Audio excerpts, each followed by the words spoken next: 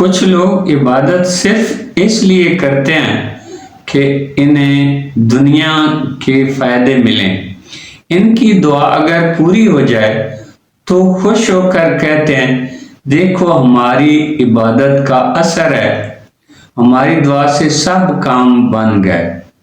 لیکن جیسے ہی کوئی مشکل سامنے آتی ہے یہی لوگ گھبرا کر پیچھے ہٹ جاتے ہیں، اللہ سے شکایت کرنے لگتے ہیں کہ ہم نے اتنی عبادت کی مگر کچھ حاصل نہیں ہوا، اور پھر اللہ کو چھوڑ کر غیر اللہ کے دروازے پر جا پہنچتے ہیں۔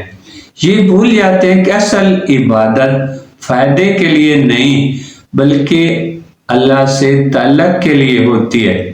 ایسے لوگ دراصل دونوں جہانوں میں کسارے میں رہ جاتے ہیں، دنیا کی مصیبت بھی ان کے ساتھ رہتی ہے اور آخرت کی کامیابی بھی ان سے چھن جاتی ہے۔ یہی تو سب سے بڑا نقصان ہے۔ لیکن مومن، سچا مومن وہ ہے جو ہر حال میں اپنے رب پر راضی رہتا ہے۔ اگر مصیبت آئے تو کہتا ہے یہ بھی میرے رب کی طرف سے ہے، شاید وہ مجھے اپنے قریب کرنا چاہتا ہے۔ اور جب نعمتیں ملیں تو فخر نہیں کرتا بلکہ عاجزی سے کہتا ہے یہ میرے رب کی عطا ہے، میرے کسی کمال کی نہیں۔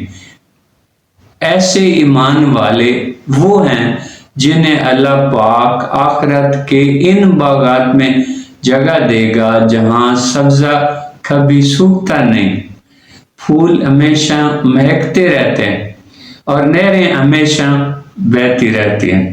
یہ ان کے صبر، یقین اور وفاداری کا انعام ہے۔